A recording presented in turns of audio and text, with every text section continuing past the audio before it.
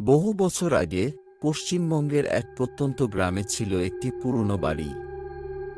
বাড়িটি সবাই অন্ধকারের ছায়া বলে ডাকত, কারণ সন্ধ্যা নামার পর সেই বাড়িতে ছায়ার মতো কিছু একটার উপস্থিতি অনুভব হতো।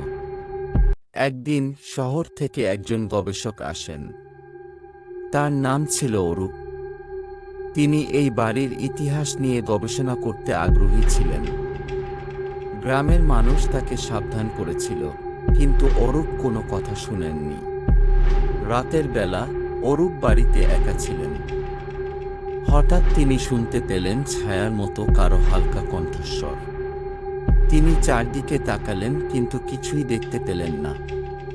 শরীরটা হিম হয়ে গেল অরূপের। হঠাৎ তার পেছনে একটি ঠান্ডা হাওয়া বয়ে গেল। তিনি দ্রুত ঘুরে দাঁড়ালেন, কিন্তু কেউ ছিল না। ভয় পেয়ে তিনি বাড়ি ছাড়ার চেষ্টা করলেন, কিন্তু দরজা যেন নিজে থেকেই বন্ধ হয়ে গেল। অরূপ তখন বুঝলেন তিনি একা নন। বাড়ির অন্ধকার ছায়া তাকে বন্দী করেছে। ভয়ে অরূপ চিৎকার করলেন, কিন্তু তার কণ্ঠ যেন কোথাও পৌঁছায়নি।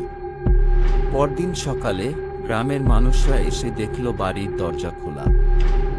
তারা ভিতরে ঢুকে অরূপকে খুঁজল, কিন্তু তার কোনো চিহ্ন পেল না। অরূপ যেন হাওয়ায় মিলিয়ে গেছেন।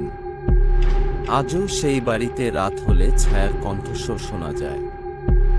গ্রামের মানুষরা বলে অরূপ এখনো বাড়ির ভেতর বন্দী আছেন, অন্ধকারের ছায়ার সঙ্গে। এই ছিল অন্ধকারের ছায়ার গল্প।